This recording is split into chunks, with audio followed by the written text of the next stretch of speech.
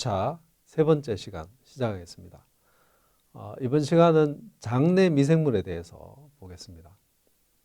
오늘의 학습 목표는 장내 미생물이 인간의 육체적, 정신적 건강에 미치는 영향을 이해하는 것이고, 또 장뇌축이라는 그런 용어의 의미를 구체적인 예를 통해서 설명할 수 있는 것이 되겠습니다.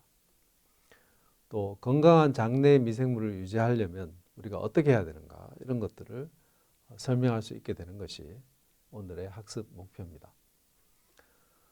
학습 목차는 다음과 같습니다. 우선 미생물과 인간에 대해서 보겠습니다. 우리 인간은 미생물과 밀접한 관계를 가지고 있습니다.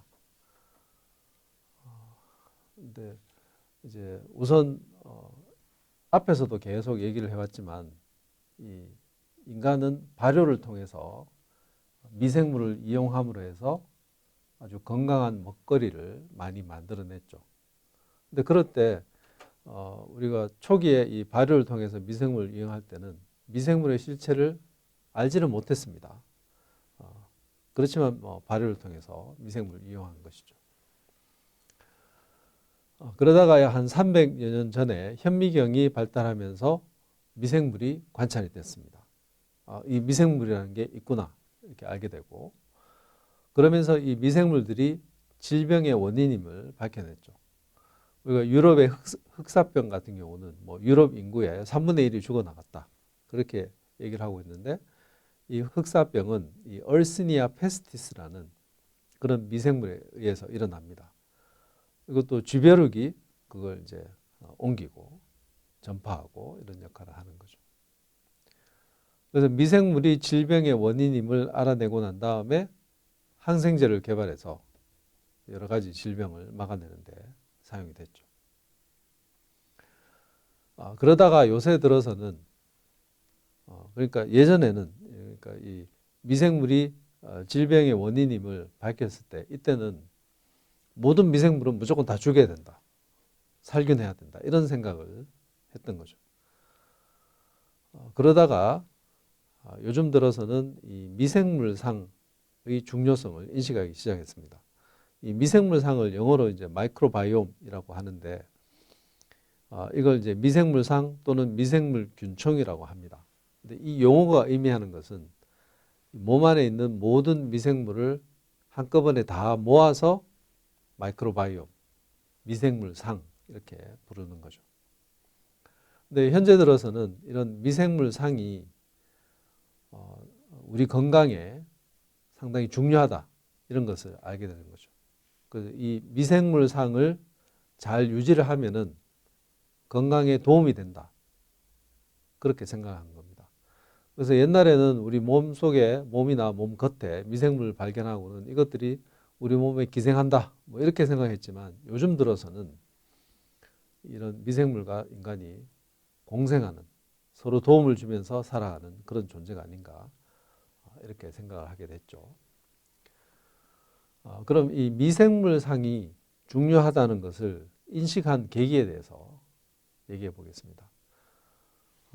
2006년에 제프리 고든이라는 워싱턴 대학의 교수가 이 네이처지에 2편의 논문을 발표했습니다. 보면 이 비만인과 정상인의 장내 미생물이나 또 미생물상을 분석해 보니까 다르더라는 거죠. 정상인이 가지고 있는 미생물상과 비만인 사람이 가지고 있는 미생물상이 차이가 난다. 그 다음에 또 어떤 실험을 했느냐, 이 정상 쥐의 장내 미생물을 무균 쥐에다가 주입을 했습니다. 또 다른 한 군에는 비만 쥐의 장내 미생물을 무균 쥐에 주사를 했습니다. 그래서 이 두 그룹, A 그룹, B 그룹, 이 두 개 그룹의 몸무게를 비교를 해본 거죠. 해보니까 이 B 그룹, 비만 쥐의 장내 미생물을 전해받은 이 B 그룹이 몸무게가 더 나더라는 겁니다. 그러니까 몸무게가 증가했다는 거죠. 그래서 장내 미생물이 뭔가 이 비만에 아니면 몸무게를 결정하는데 어떤 영향을 줄 수 있구나. 그래서 이러한 계기를 통해서 미생물의 중요성에 대한 재발견이 일어난 겁니다. 그러니까 예전에는 발효를 함으로 해서 우리가 미생물을 이용해서 좋은 먹거리를 만든다. 그 미생물을 잘 이용하면 우리에게 도움이 될 수 있다.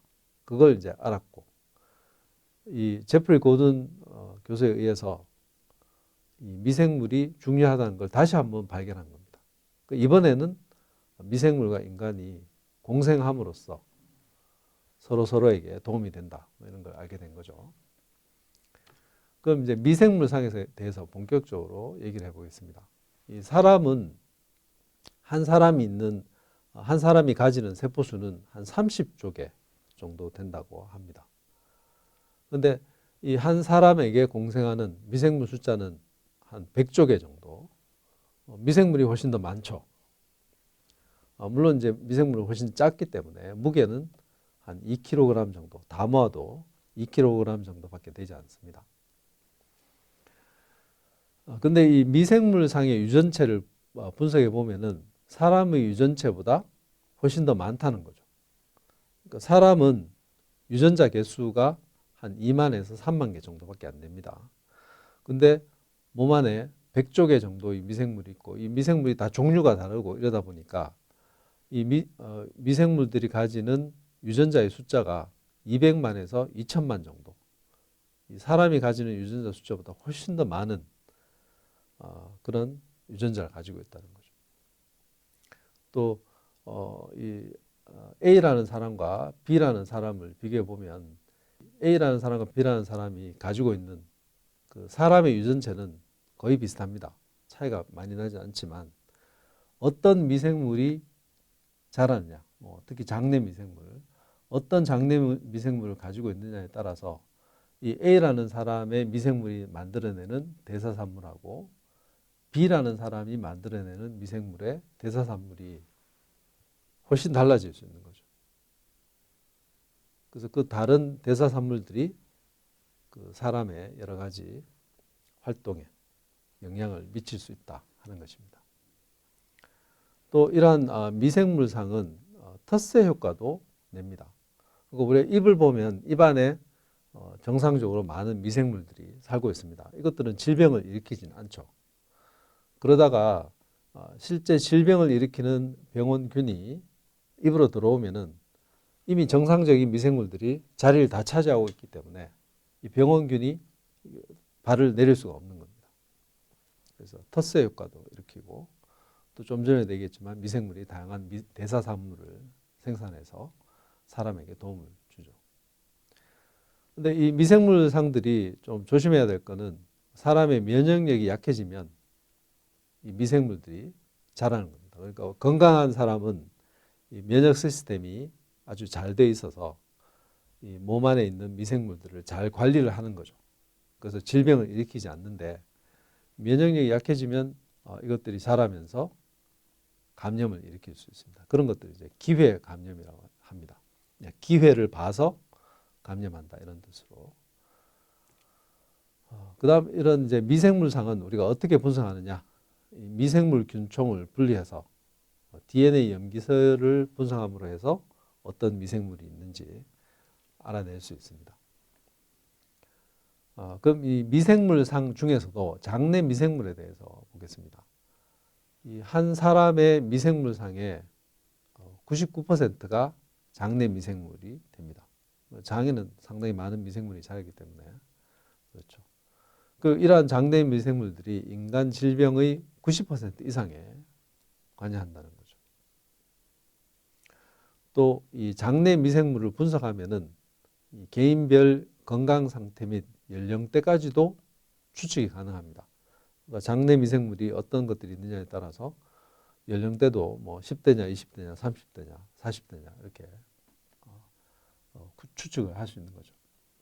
그래서 이 장내 미생물을 보면은 이렇게 인체에 이로운 장내 미생물도 있지만 인체에 해로운 장내 미생물들이 있습니다. 그래서 우리가 건강하려면 인체에 이로운 장내 미생물들을 많이 유지를 하고 인체에 해로운 것들은 완전히 없앨 수는 없더라도 숫자를 줄이는 그런 식으로 해야 될 필요가 있는 거죠. 그럼 좀 전에 장내 미생물과 비만에 대해서 봤는데 장내 미생물과 장염에 대해서 보겠습니다. 이것은 이제 2013년에 네덜란드 연구진이 그 뉴 잉글랜드 저널 오브 메디슨에 이제 발표한 논문에서 어떤 실험을 했냐면 이 사람들이 분변 미생물 이식술을 했습니다. 그러니까 건강한 사람의 장내 미생물을 장염 환자한테 주사한 거죠. 그러니까 어떤 생각을 했느냐 하면 건강한 사람은 건강한 미생물을 많이 가지고 있고 장염 환자는 해로운 미생물을 많이 가지고 있으니까 그래서 장염이 나는 거다. 그럼 장염 환자에서 이 장에 있는 미생물을 다 제거하고 건강한 사람의 미생물, 장내 미생물 넣어주면 장염이 치료될 수 있을 것이다. 이렇게 생각하고 실험을 해본 거죠. 해봤더니 실제 장염 치료가 됐다는 겁니다. 그래서 현재는 이 대변은행이 세계 각국에서 운영되고 있습니다. 건강한 사람의 대변을 모아놨다가 이제 장염이나 문제 있는 사람에게 이제 주사해 주기 위해서 대변은행이 운영되고 있는 거죠. 또 우리 최근 이제 한국의 젊은 층에서 보면 크론병과 같은 그런 염증성 장 질환이 증가하는 그런 경향이 있습니다.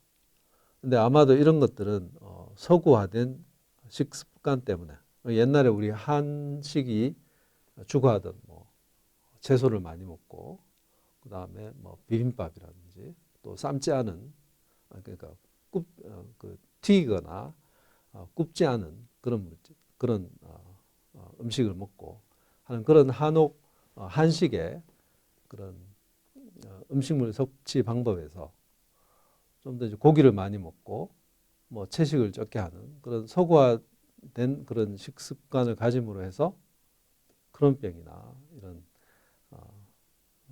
염증성 장 질환이 증가한 것이 아닌가 이렇게 생각을 할 수 있습니다. 이 장내 미생물은 면역과도 상당한 관련이 있습니다. 우리 몸의 면역 세포의 대부분이 장에 분포를 하고 있습니다. 이 장에는 우리 장에 분포할 수밖에 없는 이유는 매일 우리가 엄청난 양의 음식을 먹어야 되는데 그 음식이 다 이제 외부에서 온 것들이죠.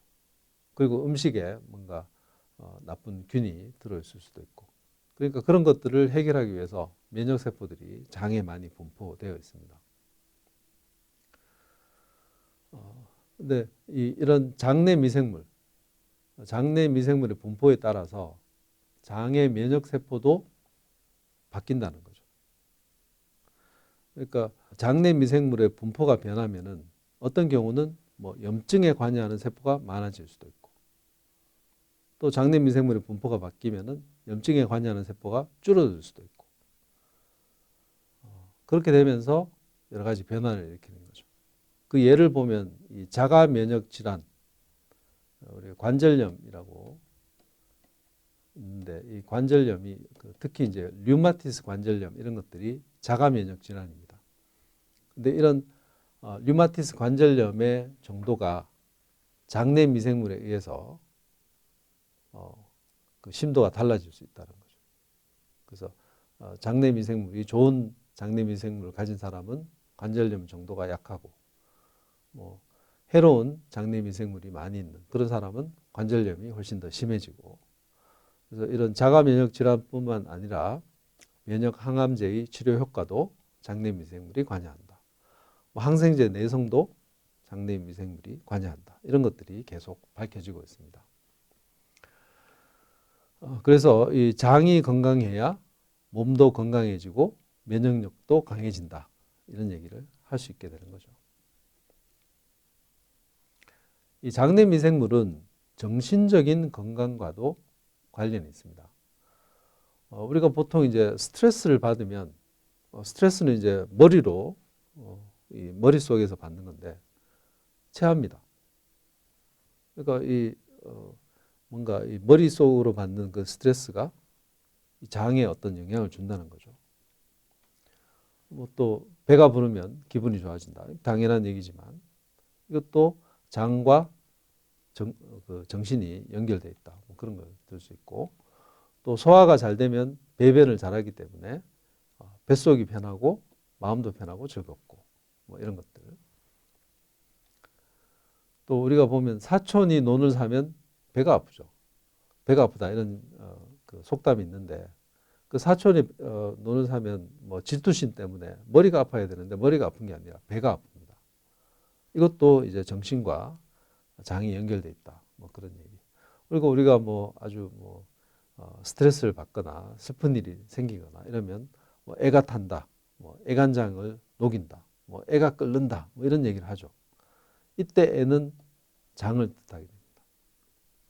그래서 이 장내 미생 장과 정신이 아주 밀접하게 관련돼 있다. 그래서 그걸 표현하는 그 용어로 gut brain axis라는 그런 용어가 탄생이 됐습니다. 이걸 이제 우리말로 장뇌축 뭐 이렇게 되는데, 그래서 이 머리는 머리에서 장에 어떤 영향을 미치는 거죠. 우리가 뭐 머리에서 그 여러 가지 신경이나 호르몬 이런 걸 통해서 장의 운동이나 장의 분비, 영양분의 공급, 미생물 균형 이런 걸 다 이제 조정을 합니다. 그리고 장도 뇌를 어떤 식으로 조절을 하는 거죠. 그 장의 상태에 따라서 신경 전달 물질의 뭐 발생이라든지, 또 장 미생물이 어떠냐에 따라서, 장의 상태가 어떠냐에 따라서 스트레스나 불안감을 느낄 수도 있고, 또 기분에 영향을 주기도 하고 어떤 행동에 영향을 주기도 하고, 그래서 장과 뇌가 상당히 밀접하게 연결이 되어 있다 이렇게 얘기를 합니다. 그럼 이 장뇌축을 증명할 수 있는 여러 가지 증거들이 있는데, 우선 보게 되면은 장에는 이 말초신경계 뉴런의 70%, 그러니까 신경 뉴런의 70%가 장에 몰려 있다는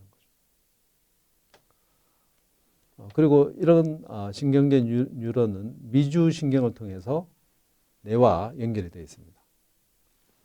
이건 이제 직접적인 장뇌축에 대한 직접적인 증거가 되는 거죠.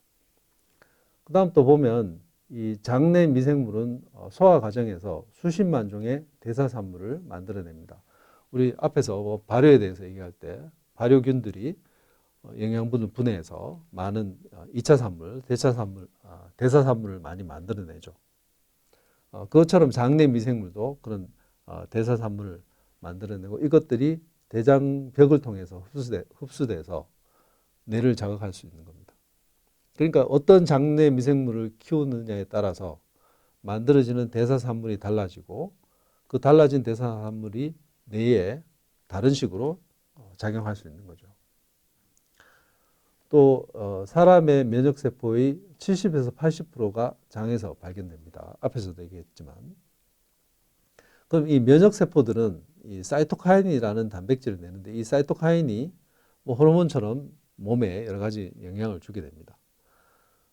또 이 사이토카인들은 특히 이제 뭐 몸속의 염증 상태나 이런 걸 많이 조절하게 되는데, 그래서 장에서 이런 면역세포가 많으면서 사이토카인을 많이 내고, 이것들이 몸을 조절하면서 뇌에도 영향을 준다는 거죠. 그리고 또 이 세로토닌이라는 물질이 있습니다. 이 세로토닌은 신경 전달 물질인데 감정과 식욕을 조절하는 그런 물질입니다. 근데 이 95%가 장에 존재한다는 거죠. 그러니까 장에서 이 감정이나 식욕 조절이 일어난다는 겁니다. 뇌에서 하는 것이 아니고. 그래서 이런 걸 보면 우리가 뭐 뭔가 먹고 싶다고 느끼는데, 그게 내가 원하는 건지 아니면 장내 미생물이 원하는 건지 잘 모르겠습니다. 아마도 장내 미생물이 원하는 걸 우리가 먹는 게 아닌가, 그런 생각을 할 수도 있죠. 그래서 어떤 장내 미생물을 우리가 가지고 있느냐에 따라서 먹고 싶은 것도 달라지는 뭐 그런 것도 생각해 볼 수 있습니다. 여기에 대해서는 좀 더 많은 연구가 필요하겠죠. 좀 전에 세로토닌에 대해서 얘기를 했었는데, 세로토닌에 대해서 좀 자세히 보겠습니다. 이 세로토닌의 화학 구조는 뭐 다음과 같습니다. 근데 이 세로토닌은 트립토판이라는 아미노산에서 만들어집니다. 그래서 이 트립토판이 변형이 돼서 세로토닌이 되고, 세로토닌이 또 다음 변형이 되면은 멜라토닌이 됩니다. 멜라토닌은 우리가 이제 잠을 자거나 할 때 그 수면욕을 일으키는 뭐 그런 이제 신경 전달 물질이라고 할 수 있죠. 근데 이런 세로토닌이 이 뇌에도 어느 정도 있고, 그다음 뭐 혈소판이나 뭐 비만 세포 여러 가지 있습니다만 내장 조직에 가장 많이 있다는 거죠. 그래서 세로토닌의 95% 이상이 이 내장 조직에 있고 다른 부위에도 어느 정도 존재를 한다. 그리고 이 세로토닌은 행복의 감정을 느끼게 해주는 그런 분자이기 때문에, 그래서 이 호르몬이 아님에도 그냥 행복 호르몬이라고 불리기도 합니다. 그리고 이 세로토닌은 감정 조절, 식욕, 수면, 뭐 근수축, 기억력, 학습, 다양한 방면에 영향을 미칩니다. 여기서 중요한 것은 감정 조절이나 식욕에 영향을 준다는 거죠. 또 이 세로토닌이 모자라면 우울증이나 불안증이 발생하기도 합니다. 그래서 이 장에서의 그 세로토닌의 생산, 작용 이런 것들이 사람의 기분, 뭐 식욕 이런 데 영향을 많이 주는 그런 작용을 하는 거죠. 그래서 이 그림에서는 장내 미생물과 관련된 질병을 다 정리를 해 놓은 겁니다. 일단 그 뇌에서 일어나는 질병이 장내 미생물과 많이 관련이 되어 있다는 거죠. 그래서 뭐 파킨슨 병이라든지 우울증, 불안 장애, 자폐증 이런 것들이 이 뇌의 기능 이상이긴 하지만 그것들이 결국 장내 미생물하고 다 연결이 되어 있다는 겁니다. 그다음 실제 장하고 연결된 장 질병하고 연결된 그 경우에 보면 크론병이라든지 궤양성 대장암, 민감성 장증후군, 또 대장암 뭐 이런 것들이 또 장내 미생물과 다 연결이 되어 있고, 그리고 아까도 얘기했지만 류마티스 관절염, 자가 면역 질환의 하나인 류마티스 관절염이라든지 또 비만이나 당뇨병 이런 것도 다 장내 미생물과 연결이 되어 있다는 것입니다. 또 이 장내 미생물은 장질환과 정신질환의 연결고리로 작용할 수도 있습니다. 예를 몇 가지 보겠습니다. 이제 국내의 연구진이 임상의학 저널에 발표한 내용을 보면 이 크론병이나 궤양성 대장암 환자는 그렇지 않은 사람에 비해서 뭐 불안 장애라든지 우울 장애 위험이 더 큰 것이죠. 또 다른 증거를 보면은 이 대장에 만성적인 장염이 있으면 알파시누클레인이라는 단백질이 많이 생성이 돼서 그게 과다 축적이 되는데, 이 알파시누클레인이라는 단백질은 이 뇌세포에서 신경 전달을 돕는 단백질인데, 이 파킨슨, 퇴행성 뇌질환이죠. 이 파킨슨의 주요 원인이 되기도 합니다. 그러니까 장에서 문제가 있으면 알파시누클레인이라는 단백질이 과다 축적이 되면서 그게 파킨슨의 발병에 영향을 줄 수도 있다는 거죠. 또 또 더 많은 증거들이 있습니다. 자폐 환자를 보겠습니다. 이 자폐 환자는 이 정신적인 문제도 있지만 소화기 장애도 같이 가지고 있다고 합니다. 그래서 이 자폐 정도와 이 배변 장애가 비례한다는 거죠. 근데 이제 여러 가지 연구를 보면 이게 배변 장애가 있어서 자폐가 생기는 것이 아니고 자폐가 있음으로 해서 이런 것들이 동반해서 같이 일어난다는 거죠. 근데 이런 자폐 환자에게 건강한 사람의 배변을 이식하면 어떻게 되느냐? 일단 뭐 변비나 이런 소화기 문제가 감소합니다. 근데 또 신기한 것은 이런 것들이 감소하면서, 그러니까 장애 문제가 감소하면서 자폐 증세도 같이 감소하더라고요. 그래서 이 장내 미생물이 이 장질환과 정신질환을 연결하는 그런 연결고리가 된다. 이런 걸 증명할 수 있는 겁니다.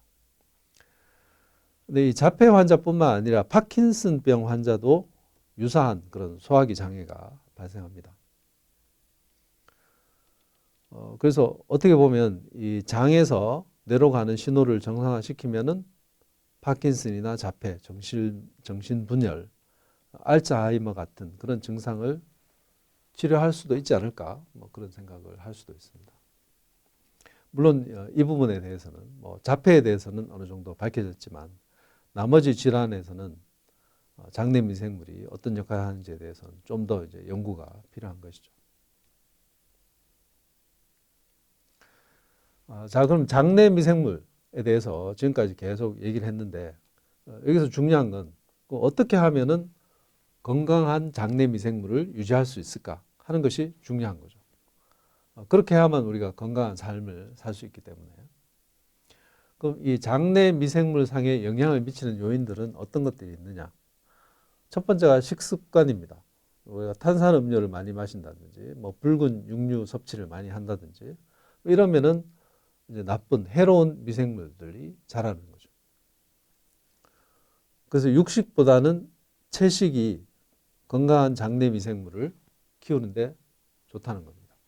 채식을 하게 되면은 섬유소나 이런 것들이 많이 들어가게 되는데 이 섬유소가 장의 연동 운동을 일으키는데도 관여하고 또 이런 섬유소를 분해하는 미생물들이 많이 자라게 되는데 이런 미생물들이 다 건강한 미생물들이라는 거죠.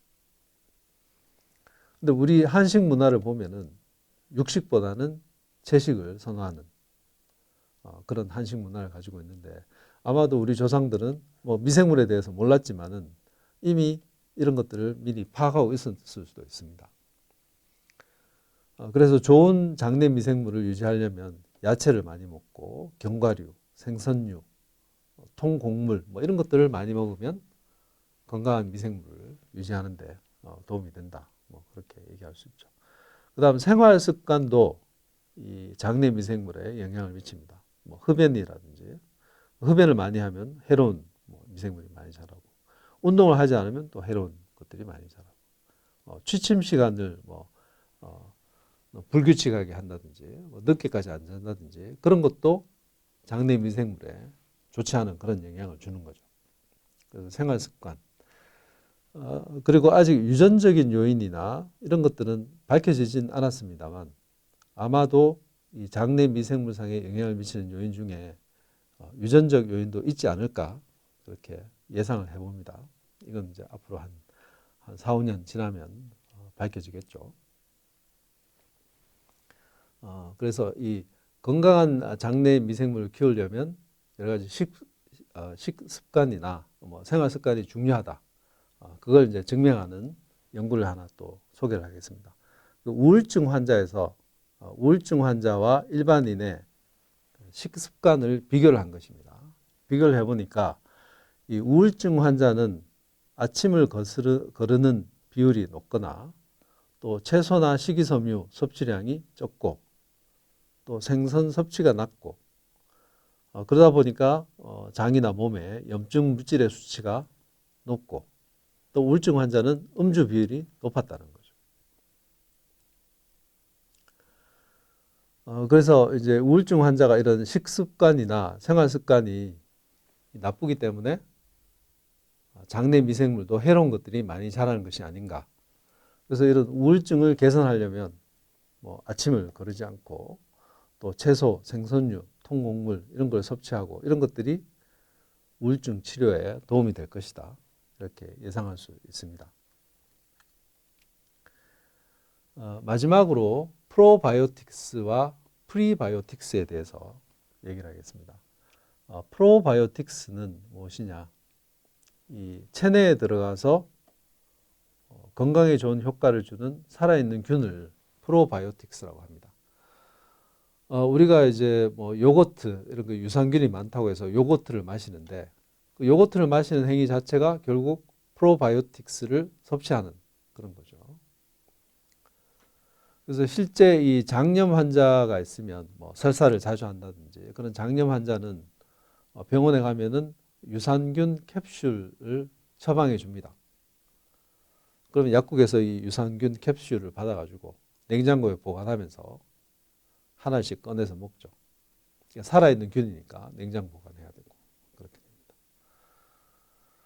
그래서 우리가 흔히 먹는 발효 음식, 뭐 된장, 김치, 고추장, 막걸리, 요거트 이런 것들이 다 이제 유산균이나 유익한 균들을 많이 가지고 있기 때문에 그런 걸 많이 먹으면 우리 장내 미생물이 건강해진다고 볼 수 있죠.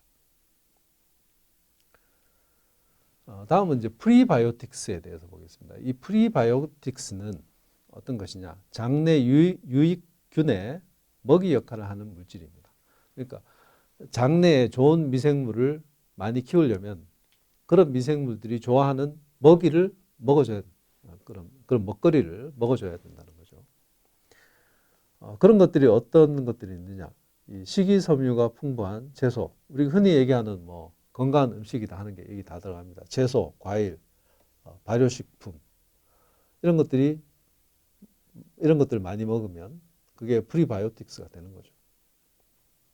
또 우리 뭐 장에 좋다는 뭐 양배추, 뭐 고구마, 미역, 샐러리, 부추, 양파, 치커리, 바나나 이런 것들이 다 또 식이섬유가 풍부하니까 좋은 미생물을 키우는데 도움을 줄 수 있는 겁니다. 이런 또 식이섬유들은 보면 뭐 이 안에 또 이런 음식들은 또 이 안에 보면은 체내에서 잘 흡수되지 않는 그런 당류들을 가지고 있어서 이것들이 소장에서는 흡수되지 않고 그대로 이제 대장까지 이동하면서 거기에서 유산균의 먹이가 되는 거, 먹이가 되면서 뭐 유산균을 키우고 그럼 유산균이나 이런 건강한 미생물이 많이 자라면 유해균은 그만큼 숫자가 줄어들겠죠. 그래서 이렇게 이 위에서나 이런 데 쉽게 그 소화되지 않고 대장까지 가는 그런 것으로 이제 프록토올리고당이라고 있습니다. 식이섬유나 이런 데 많이 있는 그런 당 종류인데 이게 채소나 버섯, 과일 등에 많이 존재합니다. 그래서 이것들이 위에서는 소화되지 않고 대장에 가서 장내균에 의해서 분해가 되는 거죠. 그래서 이제 이게 분해되면서 뭐 단세 지방산이 되고 이것들이 장내를 그 장 내부를 산성화하게 되고 그러면서 유해균을 줄이고 유익균을 증가시키는 뭐 그런 효과를 발휘하는 겁니다. 근데 그럼 이제 이 프리바이오틱스를 먹는다고 해서 이 프록토올리고당을 먹으라는 얘기는 아닙니다. 이 프록토올리고당은 뭐 일부일 뿐이고, 그러니까 이 프록토올리고당을 정제해서 먹는 것보다는 차라리 식이섬유가 풍부한 이런 음식들을 먹는 게 또 발효식품을 먹는 것이 훨씬 더 좋은 효과를 발휘하는 거죠. 그리고 이 프록토올리고당의 그런 역할에 대해서는 아직도 좀 더 많은 연구가 필요합니다. 여기서 다큐를 하나 소개하겠습니다. EBS의 과학 다큐 비욘드에 미생물 인간이라는 그런 다큐가 있습니다. 그래서 이 다큐를 보면은 식생활과 장내 미생물 균총의 변화에 대해서 얘기도 하고 대변 은행이라든지 자폐와 장내 미생물 또 장내 축에 대해서 자세하게 얘기를 하고 있으니까 여러분들이 이걸 보면은 많은 도움이 될 것이라고 생각합니다. 오늘 배운 내용을 정리해 보겠습니다. 그래서 우리가 미생물과 인간의 관계에 대해서 얘기하면서 이런 장내 미생물이 비만이나 장염에 영향을 준다. 또 장내 미생물이 어떻게 면역과 연결이 되어 있는지, 또 장내 미생물이 어떻게 정신적인 건강과 연결이 되는지 그런 걸 얘기하면서 이 장내 축의 중요성에 대해서 얘기를 하고 또 이런 장내 미생물을 좋게 유지하려면 어떤 우리가 행동을 해야 되는가, 좋은 식습관과 좋은 생활 습관을 가지면 좋은 장내 미생물을 유지할 수 있다. 뭐 그런 데 대해서 얘기를 했습니다. 이상 오늘의 수업을 마치겠습니다.